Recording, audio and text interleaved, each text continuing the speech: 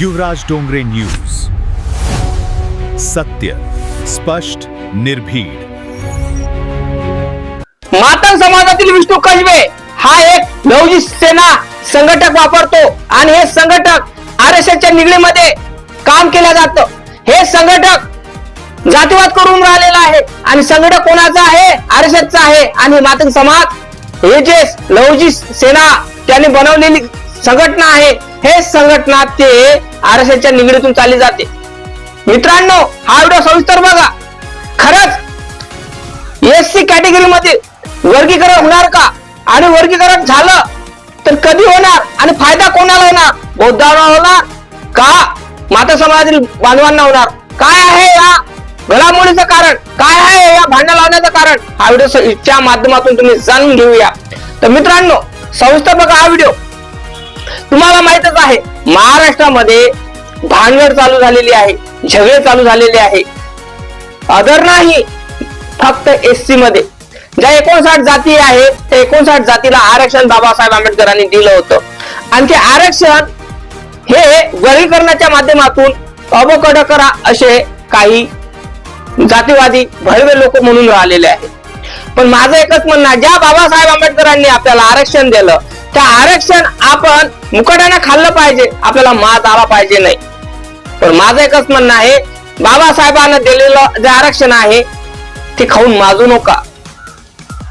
कारण ज्या बाबासाहेब आंबेडकरांनी आरक्षण आपलं जिंदगी, आपला परिवार, आपला संसार दावपर लावला होता आणि तो संसार वाटोळ करून बाबासाहेब आंबेडकरांनी आपल्या समाजासाठी, आपल्या दलित बांधवांसाठी, बहुजनासाठी आपली जिंदगी पुरी गारद केली.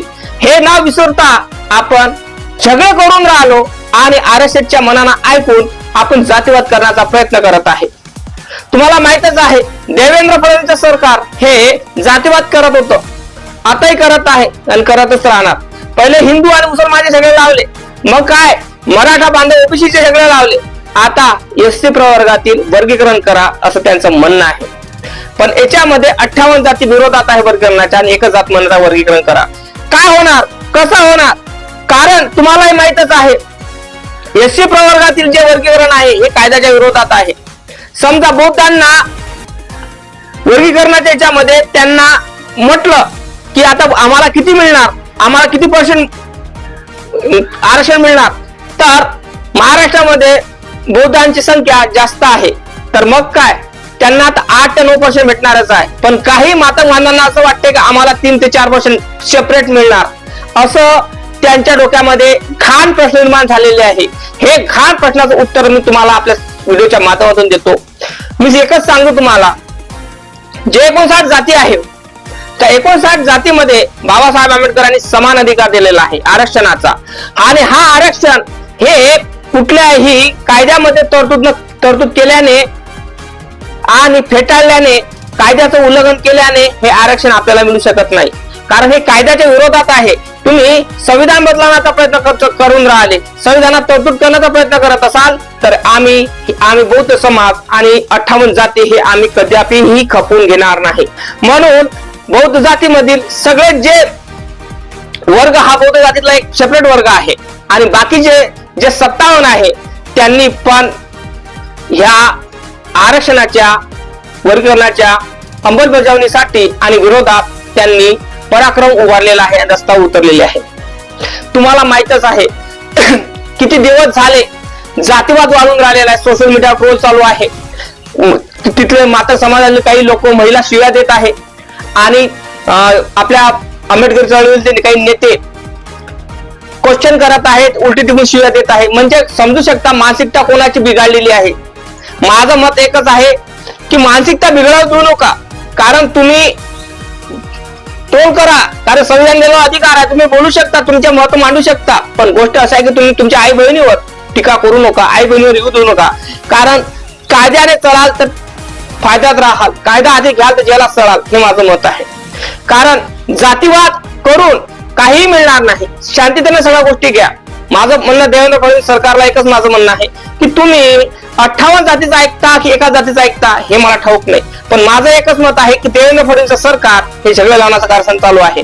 RSSच्या माग हे मातंग समाज फिरत आहे टेंबे घेऊन, आणि RSS हे झगडे लावण्याचं कारस्थान SC मध्ये हे करत आहे.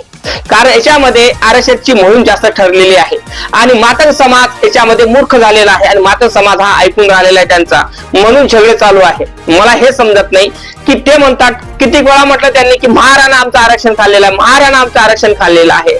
मग महाराणा आरक्षण खाल्लंय का एकट्यानंच खाल्ले का आरक्षण?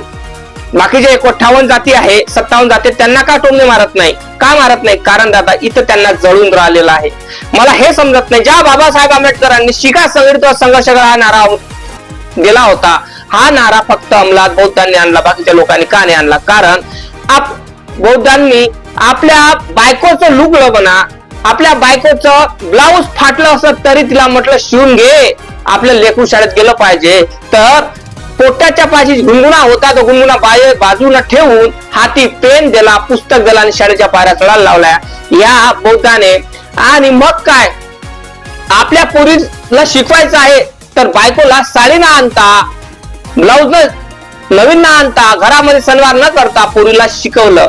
तर विचार करा, शिक्षणाचे दरवाजे उघडून दिले आणि शिक्षणात प्रवेश केला, तेव्हा त्या कारणामुळं बहुतांची लेकरं समोर गेले आणि कलेक्टर तुम्हाला दिसूनच राहिलं आणि हे खपून राहिलं. हे त्यांनी पण असं केलं असतं तर आताची बाजू वेगळी राहिली असती, नाणे वेगळे राहिले असते, झगडे राहिले नसते. पण हे मातंग बांधवांना समजणार नाही. माझं एकच मत आहे, बौद्ध समोर गेले ना तर कॉम्पिटिशन करा, तुम्ही पण समोर जा, ओव्हरटेक करा बौद्धांना. असं म्हणा की आम्ही आता अभ्यास करतो, आम्ही स्पर्धा परीक्षेत येतो, आम्ही कलेक्टर होतो, आम्ही अमकं होतो, आम्ही टमकं होतो, असं करा. तर आम्हालाही गर्वानं असं वाटेल का नाही, झुंज द्यायला बराबरीचा अधिकार आणि झुंज द्यायला बराबरी टक्कर चालू झाली, आम्हाला असं वाटत. पण असं तर काहीच नाही. तुम्ही पोत्रात बनवून राहिले, तुम्ही दगड पुजून राहिले, तुम्ही सगळ्या गोष्टी करून राहिले आणि म्हणून राहिले आरक्षण पाहिजे. आरक्षण शिक्षणासाठी असते, राजकारणासाठी असते, आरक्षण नोकरीसाठी असते. याचा फायदा तुम्ही घेऊ शकत नाही, कारण तुम्ही गेलेले लोक आहात, डोकं नाही तुम्हाला. आणि म्हणता काय महाराणे आरक्षण खाल्लं? महाराणे आरक्षण खाल्लं नाही. माझं एकच मत आहे, महाराणे आरक्षण खाल्लं तर मग तुम्ही काय खाऊन राहिले? दगड खात आहे का चिमणीचा गो खात आहे का माणसाचा गो खात आहे? हे मला समजत नाही.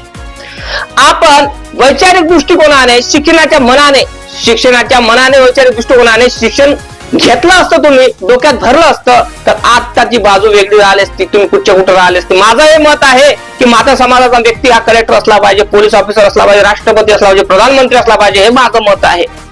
काय वाटतं तुम्हाला? याच्यामध्ये जे मातंग समाज आणि महार आणि SC मध्ये जेवढी कॅटेगरी आहेत त्यांच्या झगडे लावण्याचा कारस्थान कोणाचं काय आहे? देवेंद्र फडणवीस सरकार आहे, RSSचं सरकार आहे ना, RSSचं आहे ना. कारण हे मातंग समाज हे निगडीत जे संघटना आहे लहुजी सेना, हे मातंग समाज हा लहुजी सेनेचा जो विष्णू कसबे आहे हा झगडे लावून राहिलेला आहे, समाजात तेढ निर्माण करत आहे. काय वाटतं तुम्हाला? नक्की कमेंट करून तुम्हीच सांगा. खरंच वर्गीकरण होणार का? वर्गीकरण झाल्यावर कोणाकोणाला फायदा होणार? जय हिंद, जय शिवराय, जय जिजाऊ, जय रमाई.